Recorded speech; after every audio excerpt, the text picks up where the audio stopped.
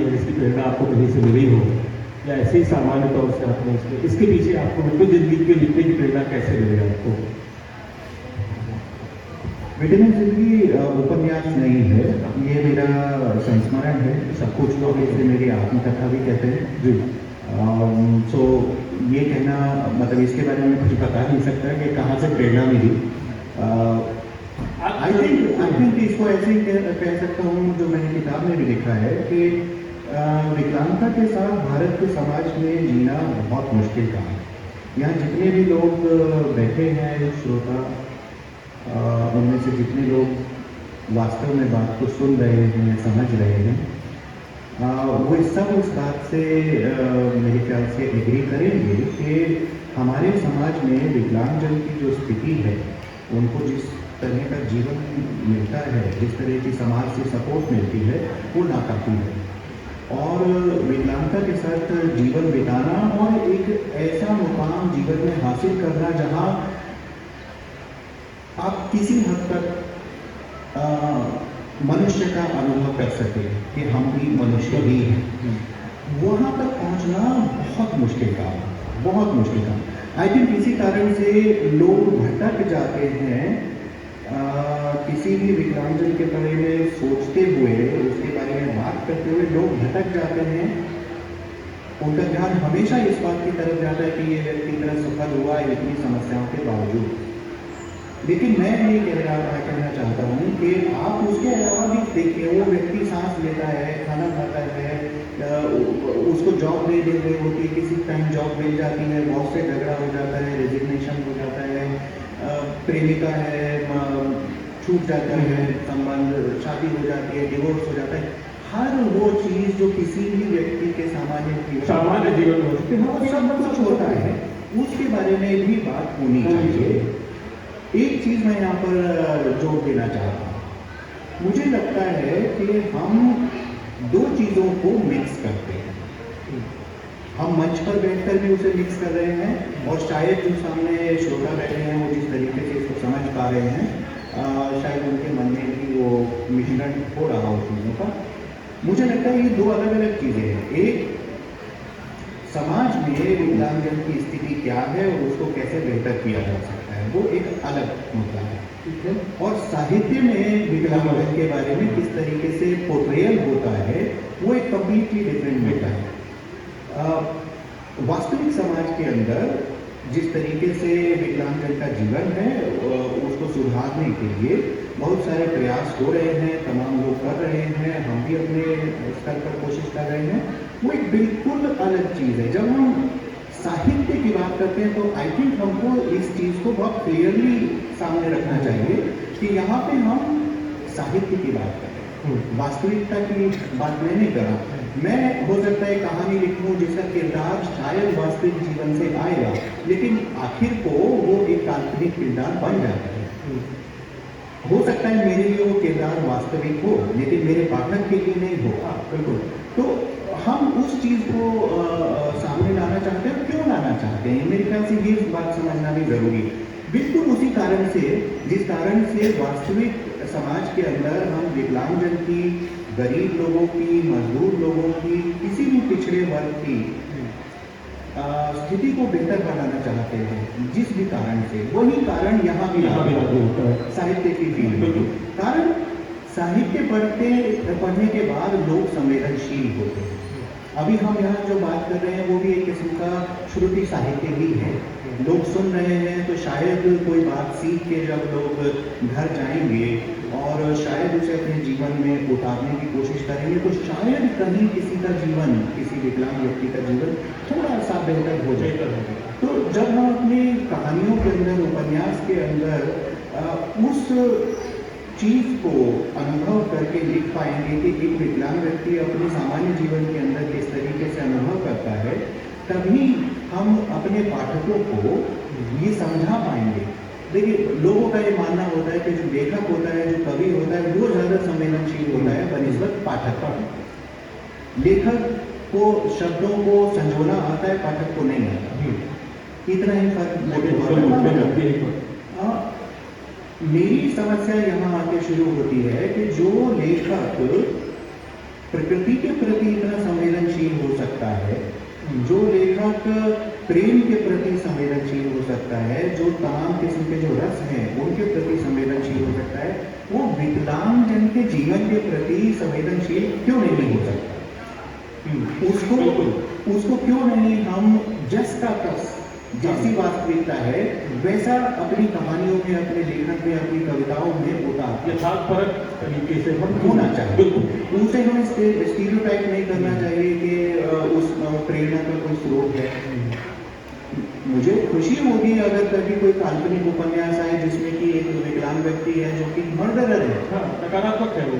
हाँ, वो सकारात्मक शायद उपन्यास नहीं है, लेकिन वो एक सकारात्मक कदम है उस दिशा में, सामान्यीकरण की दिशा में वो एक अच्छा कदम है। तभी हम विकलांगजन को अपने जैसे के तौर पर ही देख पाएंगे। अदरवाइज तो मैंने बचपन से देखा है कि मुझे हमेशा लोग ऐसा मानते हैं कि जैसे मेरा भगवान के साथ कुछ बहुत स्पेशल नाता है, तो मुझे तो भगवान का आशीर्वाद है। तो ये नहीं होना चाहिए। मुझे आप अपने जैसा मानिए, मेरी स्वीकार करिए ना कि हम भी आपकी जैसे जी, मेरी शारीरिक या मानसिक समस्याओं के कारण मुझे समाज से जिस प्रकार की सपोर्ट की आवश्यकता है वो मुझे दीजिए, ताकि मैं भी अपना जीवन सामान्य रूप से जी सकूं। और फिर ये मेरी जिम्मेदारी है कि मैं भी समाज को कि किसी दूसरे वर्ग को सपोर्ट जो मैं कर सकता हूँ। इसी तरीके से समाज चलता है, आपसी सहयोग। यही संरचना है समाज की। बहुत अच्छा सर, बहुत बात तो असल बात वही हो रही ना, जैसे कि जो लिखने वाला शुरू करता है उसके दिमाग में है ही नहीं सामने वाला आम आदमी है, उसके दौरान कौन आया दिमाग में बेचा एक छवि गंदी है ना, एक से वो ये छवि की ये अलग हम गंदी से है। देखते हैं कि हमको भाई के लोग इससे पहले ही देखते आप देखते हैं आपको कहते हैं कि बेचारे, जब भी लिखने का जब सिस्टम जब शुरू हुआ उसके लिए जो बेचारे हैं तो हम उसमें जब अमूल नहीं देख पाते, हम देखते हैं इसकी अच्छाई निकाल तो ये तो बेचारा वैसे इसके बाद इसको बुकिंग को कर रहा है।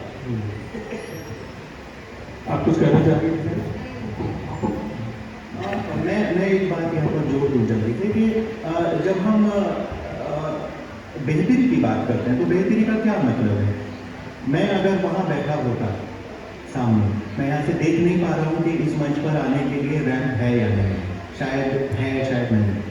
अगर मैं वहाँ बैठा होता और आप मुझे वहाँ से मंच पर बुलाते, मेरे लिए ये एक बहुत ज़्यादा मुश्किल काम हो जाता। हाँ, 3-4 सीढ़ियाँ हैं लेकिन मेरे लिए वो मुश्किल है। अब मुझे कोई ये बताए कि जब कभी भी इस मंच का निर्माण किया गया होगा, उस समय सीढ़ी बनाते वक्त एक साइड सीढ़ी और दूसरी साइड रैंप बनाना, ना तो उसमें कॉस्ट आती है, ना किसी को कोई नुकसान होता है। मैं तो हमेशा इस बात को कहता हूँ कि सीढ़ियों को आप यूज कर सकते हैं, मैं यूज नहीं कर सकता, लेकिन रैंप को आप भी कर सकते हैं, मैं भी कर सकता हूँ। तो इस तरह की जो छोटी छोटी चीजें हैं कि किस तरीके से समाज से हमको सपोर्ट चाहिए, और जब मैं उस सपोर्ट को पाके योग्य हो जाऊंगा तो मैं भी अपनी ओर से समाज को कुछ देने की जरूर कोशिश करूँ। दृष्टिकोण की व्यापकता होनी चाहिए और उसमें हम लोगों को लेकर चलना चाहिए। कंकर जी, आज के सत्र का आखिरी सवाल मैं आपसे ले रहा हूँ। बुंदेलखंड लिटरेचर फेस्टिवल के तहत हम लोगों ने साहित्य में विकलांग विमर्श की आवश्यकता पे इतनी लंबी चर्चा की, तो इस सत्र के समापन में मैं आपसे ये चाहूंगा, ये बताएं कि आने वाले भविष्य में आप इसको किस रूप में देखते हैं और एक क्या संदेश आप यहाँ से देना चाहेंगे साहित्यकारों को, जो हमारे सभी श्रोता सुन रहे हैं उनको?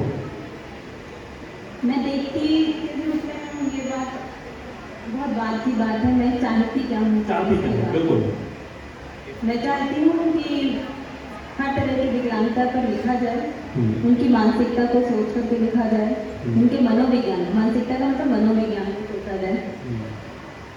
मोटिवेशनल स्पीचेस, मोटिवेशनल स्टोरीज हमने बहुत सुनी, बहुत पढ़ ली।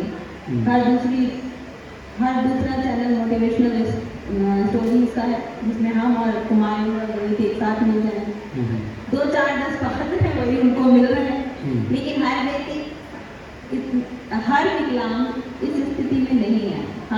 मैंने एक मंच से और एक बात कही थी कि विमर्श करने की स्थिति में आने तक बहुत बड़ी चीज़ें झेलनी होती हैं। हम आज इस स्थिति में आ गए हैं तो इसका मतलब ये नहीं है कि हम पर ही बातें हैं, बात उन पे हो जो इस स्थिति में और वो बहुत बड़ा वर्ग है, उस पे हो, उसकी मानसिक उसकी मनोविज्ञान पे हो। साथ साथ मैं एक चीज़ अभी रह गई है जिस पे मैं थोड़ा सा बात करना चाहती हूँ कि जब भी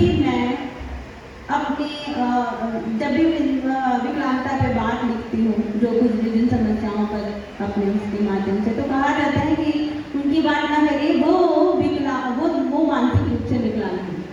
मैं इस बात का बहुत विरोध करना चाहती हूँ और मैं चाहती हूँ कि इस चीज़ को सही तरीके से देखा जाए, क्योंकि मानसिक विकलांगता अपने आप में एक अलग एक अलग समस्या है जिस पर बहुत बिल्कुल नहीं लिखा गया है। हाँ, बहुत काम थोड़ा बहुत शायद मुझे जो कहानी एक याद आ रही है, ये उनकी कहानी थी, प्रियंवद जी की कहानी है, बूढ़े का उत्सव। जी। उसमें एक मानसिक विकलांग बेटा है और उसकी माँ है। जी जी।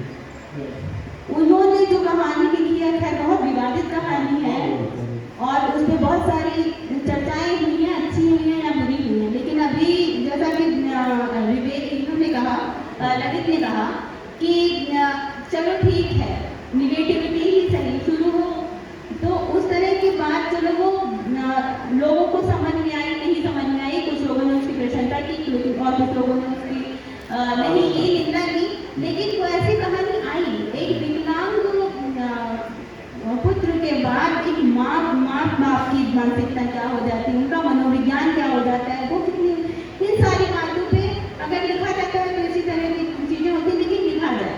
मैं चाहती हूँ कि उन पर वो सारी चीज़ें भी इसमें आए। स्त्री विकलांगता को मैं चाहती हूँ कि एक अलग तरह से देखा जाए, क्योंकि स्त्री विकलांगता का मतलब है जब आपका कार्य करने की क्षमता सीमित हो जाए, वो विकलांगता हो जाती है। स्त्री अपने आप में सीमित विकलांगता के अंतर विकलांगता के विमर्श के अंतर्गत भी स्त्री विमर्श होता है, कहने का विकलांग स्त्री विमर्श, स्त्री विमर्श तो अलग ही है, विकलांग विमर्श है, विकलांगता को मैं ये चाहती हूँ। तो मैं चाहती हूँ इन सारी बातों पे देखा जाए, इन बातों उनकी अच्छाइयों और बुराइयों को देखा जाए। जब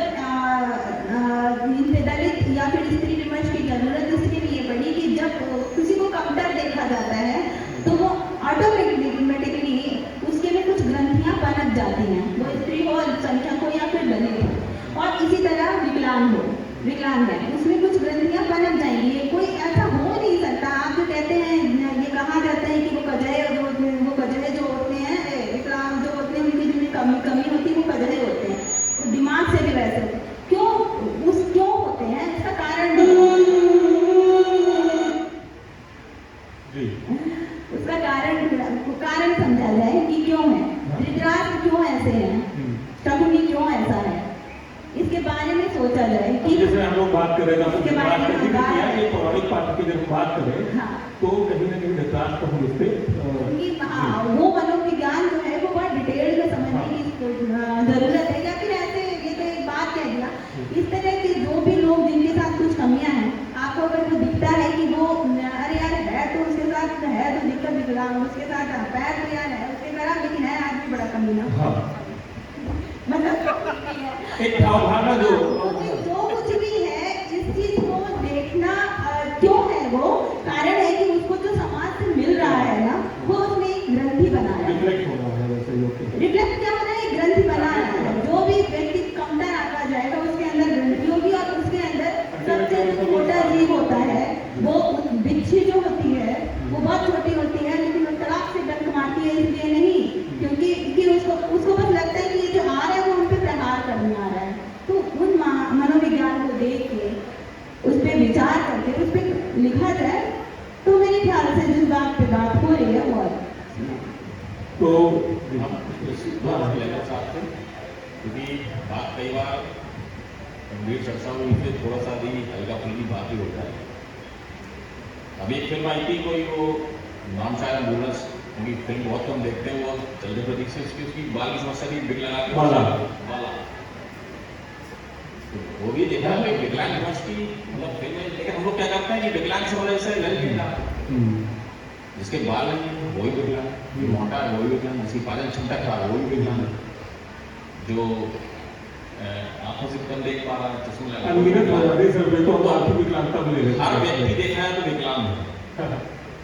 बिल्कुल यदि आप शारीरिक विकलांग तो बाल भी कम है, आंख भी कम है, मोटापा है, पेट बढ़ा हुआ है, तो ये सारी आपकी जो भी शारीरिक विकृति जो भी है, यदि वो विकलांगता है, यदि आप उसको ऐसे देख रहे हैं, उसके पैर कम है, उसका हाथ टेढ़ा है, उसके जुबान लड़खड़ा रही है, उसको आंखों में दिखाई नहीं पड़ रहा, तो हर व्यक्ति विकलांग है। और बजाय इसके जो बात कही गई कि उसके क्या कैरेक्टरिस्टिक्स उसकी हैं, अच्छाइयाँ बुराइयाँ, आप पहले इस पर देखें, वो हर बार ये होता कि हाँ कि हम उसके बस ये देख के शुरुआत करेंगे, वो करने में सफलता पहुँचेगा और वो एक कहानी लड़ दी जाएगी। तो जब तक इससे निकलेंगे तब तक शायद उस पर कोई मतलब होगा नहीं। और अगले सत्र वाले चूंकि इंतजार कर रहे हैं, दिल्ली में बैठे हैं, तो इस सत्र को हमें यहाँ पर समाप्त करना होगा। सर एक मिनट हमारे तरफ से दीर्घा से कुछ प्रश्न आए हैं आप सभी के लिए।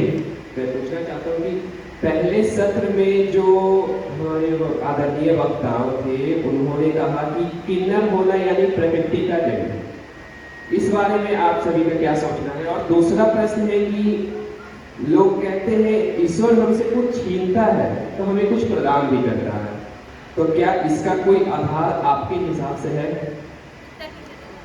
नरेश जी, पहले वाले को उत्तर आप दे दीजिए, दूसरे वाले को आप दे दीजिए। पहला सवाल क्या था, एक बार फिर से दोहरा दीजिए बेटा। किन्नर, पहला सवाल था कि किन्नर होना यानी प्रकृति का दंड, इससे आप लोग क्या सोचते हैं? जी ये दोनों सवाल जो है आपस में जुड़े हुए हैं। हाँ बिल्कुल। प्रकृति कहाँ है, किसने देखी है, ईश्वर को किसने देखा है? ये ऐसी चीजें हैं जो हमने अपने मन के अंदर धारण की है कि हमारा जीवन सुचारू चले, हम बेहतर व्यक्ति बन सके। तो ये मानना कि कहीं से कोई दंड आया और हमें मिला, मैं इसको बिल्कुल उचित नहीं मानता हूँ।